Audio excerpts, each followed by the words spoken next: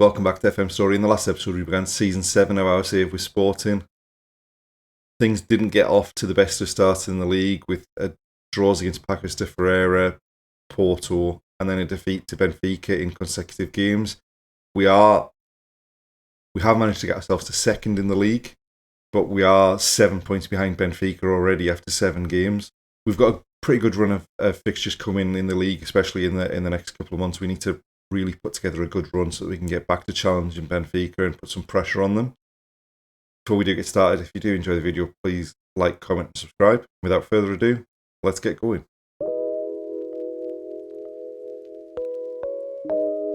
We've made it to the end of October. We've got a Champions League game coming up away at Monaco.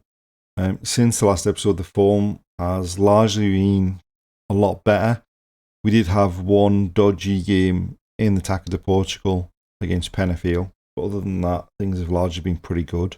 We began with a game away at Estrela Amadora in the league. Got off to a great start with Coroas opening the scoring after 3 minutes. Son doubled the lead, and then Coroas quickly added his second and our third. And just after the half hour, he completed his hat trick and put us 4-1 up as they pulled a goal back just after our third. We basically took our foot off the gas in the second half, as you can sort of see from the XG match story. We didn't really create an awful lot after we got the fourth. They didn't really create anything after they scored either. Unfortunately, towards the end of the game, Thiago Thomas picked up an injury that kept him out for a while. And then that game we mentioned, we went away to Penafiel in the Taça de Portugal, and we were quite good. We did go 2-0 up pretty quickly. In the end, we sort of started to run out of steam towards the end of the 90 minutes. They pulled a goal back and then got one in injury time to level it, to take it to extra time. We got a lucky goal to go back in front in extra time, a cross from Ferreira, who'd come on the left-hand side. Was deflected and it looped up over their keeper and into the back of the net, and we ended up winning. I mean, like, based on the way the match went, we probably deserved to win, but it certainly wasn't our best performance, and it was sort of reminiscent of the kind of performance we put in against Porto and Benfica earlier in the season when we drew and lost to them. We then went away to Copenhagen in the Champions League and played against our former goalkeeper, Philip Jorgensen, who we sold in the summer. Not an awful lot happened in the first half of this game. We really should have scored more than we scored. In the end, we had to settle for an Ardagula goal with 15 minutes left. But they put a little bit of pressure on towards the end. They had one chance before the end. We managed to hold on and ran out 1-0 victors, which gave us our second win in 3 Champions League games this season. And then our most recent league game was home to Gil Vicente. We got off to a great start with a goal after 2 minutes. They scored an equaliser after 5 minutes, which was one of the biggest defensive mix-ups you'll see. The ball went into the box. Our defender decided to try and clear it, ended up passing to their player who had a tap-in to make it 1-1. Just before half-time, Dario Sugo put us back in front, and then Diego Coppola had a tap-in at the back post after Rualt flicked a corner on. I mean, you couldn't argue that we deserved the victory, but there's a few issues. I think the issues at the back are largely as a result of we've been missing Tanguy Nianzou for a while. He's been out with an injury. He's not fit enough to start games yet, so we're having to go with Rualt and then one of Coppola or Martinez, and it's just they're not quite clicking as yet. Just looking, obviously we've got this game coming up against Monaco, so looking at the Champions League, we're currently sat in 15th. We've played 3 games, we've got 2 wins, 1 loss. I mean, if you look at it, like up to 8 is where 6 points are, 7 points. There's only one team that's won 3 games and they've played 4 already. So we're in a pretty decent position. I mean, we've had games against Liverpool and Juventus already, so we could really do with taking advantage of this game against Monaco, although they have got 2 wins and a draw so far in their 3 games. And we need to put ourselves in a decent position going into January when the last 2 games are, because the last 2 games we've got Marseille and Red Star. Hopefully we can pick up points in that, but we need to put ourselves in a position so that makes sure that we qualify at least for the playoff round if we can't get into the top 8 to get that bye to the knockout round. As far as the league's concerned, we've played a game less than Porto, who are in second, and we're 3 points behind them. We are only 5 points behind Benfica because they've now drawn a game against Famalicão. So hopefully they can drop a few more points. We can carry on with the good run of form we've had since, I think we've won 5 games in a row since we lost to Benfica back in August. So if we can keep that run going, we just need to score a few more goals, keep it a bit tighter at the back, and then that should put us back into a challenge for the title.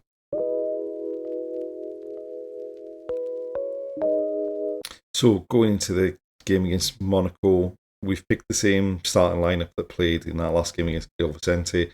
We have tweaked some of the player instructions just to see if we can produce some better performances. And really, the concern at the minute is we're not getting an awful lot out of Harry Kane since he came back from his injury.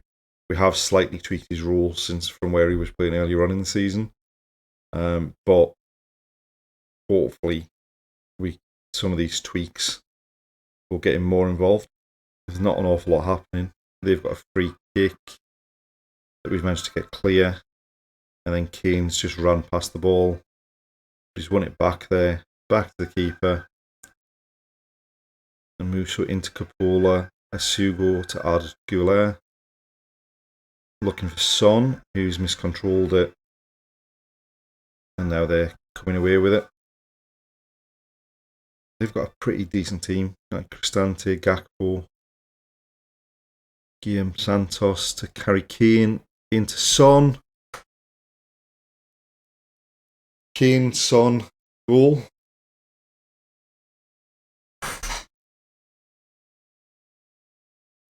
Santos does well, brings the ball forward, commits their defenders, finds Kane in the channel, who just hammers it across goal, and Son's there to turn it past the keeper.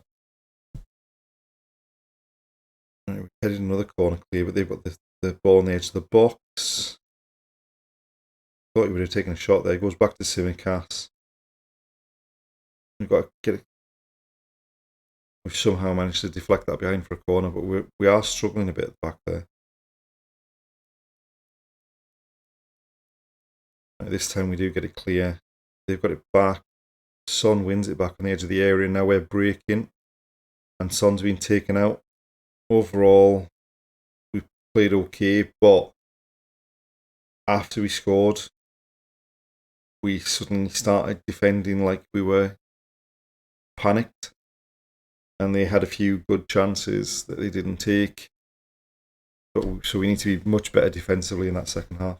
I think in the end, on the balance of chances and everything, we're probably slightly lucky to have come out of that with a victory. We defended much better in the second half. But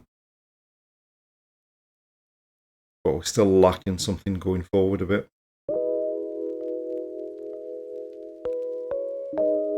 We're at the end of November now, and the form since Monaco's been reasonably good. We have slightly tweaked the formation so that we're now playing with a number 10 rather than 2 up front. We started with a league game away at Estoril. We took lead just after the half hour through Harry Kane. They had a penalty saved by Musso, and then Harry Kane scored a second one with less than 10 minutes left to make everything a bit more secure. After they missed the penalty, they didn't really create that much and didn't trouble us too much. We then had a Attack to Portugal game against Benfica, and the first half played out pretty much like the first half in the league did, except the opposite way around. Neither team really created an awful lot in the first half. They had a player sent off after the 40th minute, which we did, with Balde getting sent off in the the league game for us. Ausnes got sent off for them for a wild lunge on Krastev. Where things differed is they had a second player sent off on the hour. Neres sent off for a wild lunge on Goncalo Estevez on the touchline. Nowhere, a 2-footed tackle, nowhere near a danger area. Shortly after that, we managed to take the lead through Arda Güler, and then Harry Kane added a second in just before injury time, just to secure the game. And a decent performance, which we needed after the league game against Benfica back in August. And it puts us through to the Taça de Portugal, and it takes one of our biggest rivals out of contention for that trophy as well. And then the most recent game was a game at home to Man City in the Champions League. Obviously, every time you run into Erling Haaland in this game, things tend to not go too well. We were 2-0 down just after the half hour. He didn't score any of them. He set one of them up for Musiala. I mean, if you look at that Man City team, you've got Edison goal, you've got Simican, Laporte, Diaz at the back, you've got Aarons, Rodri, Kefren Turam as part of the four in front, and then you've got Bernardo Silva, Musiala, Haaland up front. And then, I mean, this is a team that like Foden can't get into, Grealish can't get into. So we were struggling a bit. We got a goal back in injury time through Harry Kane. They restored the 2-goal advantage just after half time through Erling Haaland. Harry Kane got another one for us after Kourouas put him clean through on goal. And then with practically the last touch of the game, having come on as a sub for us, Heung-min Son had a header at the back post. He got up above the defender and it came back off the post. And as soon as it came back off the post, the referee blew the full-time whistle. So we ended up losing 3-2. It was a reasonably even game. We weren't really at the races for the first half hour or so, but we came back into the game after that. And things are looking pretty decent at the moment. So that defeat to Man City puts us in 14th in the Champions League phase. We've played 5, won 3, lost 2. We've got 9 points there. As far as the games we've got left, we've got Milan, who are up in 5th. We've then got Red Star, who are down in 32nd, and Marseille, who are in 25th. So certainly the last 2 games should be winnable to secure our place at least into the playoff round. Obviously, we've only played 1 league game since the Monaco game. We are still 5 points behind Benfica, with 3 points behind Porto, but they've played a game more. The strength in the team this season seems to be the defence, because we've only conceded 4 goals in those 10 games. Somehow, Benfica have conceded 11, and they haven't lost a game yet. So they've conceded more than a goal a game. But we're starting to come back into a bit of form.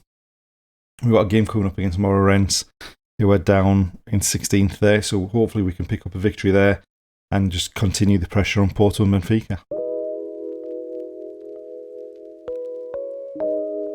So going into this game against Moreirense, we're still playing that 4-2-3-1. We've got Mateus Fernandes in the number 10 role with Güler and Son wide, and we've got Santos and Sugo in those defensive midfield roles. We are missing Anthony Ruol, who is suspended for this game, so Leandro Martinez has come in to partner Tanguy Nianzou, and we've gone with Balde rather than Asimovic at left back. They basically are much the same kind of player. We expect much the same thing from them, so they kind of rotate in and out of that position. Not an awful lot happening early on. Santos with a corner. They've headed clear at the near post, and we've not been able to win it back, so they're breaking down that left-hand side into the player on the edge of the box, but Martinez comes across and nicks it off him, and now we're trying to build up ourselves from the back. Mateus Fernandes drops in, finds Estevez, Güler into Sugo. Right, we're doing quite well to keep the ball. Santos coming forward, finds Kane. Surely that's a penalty. He was just about to take a touch and smash it past the keeper, I suspect, given how he played in the game against Man City. Penalty awarded, and Kane should be stepping up to take it.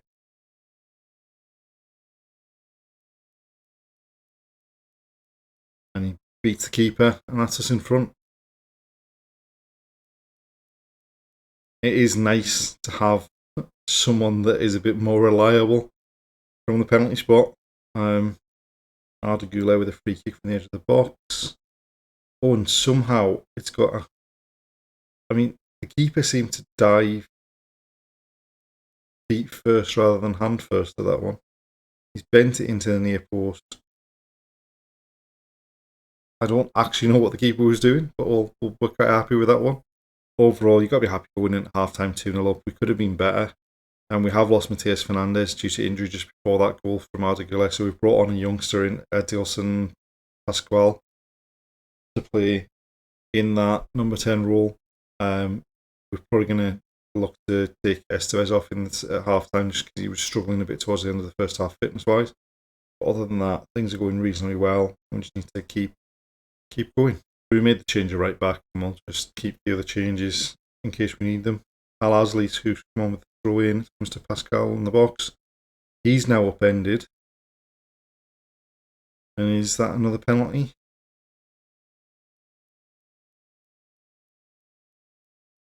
It is. So Harry Kane to step up yet again.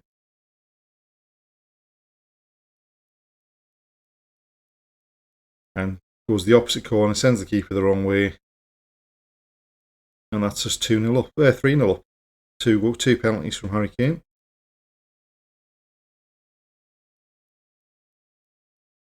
And in the end, a pretty comfortable 3-0 victory. Two of them were penalties, but we created the chances. We stuck the ball in the back of the net 3 times. We weren't really troubled at the back. I think you've got to take that as a performance, and now we just need to push on as the season continues.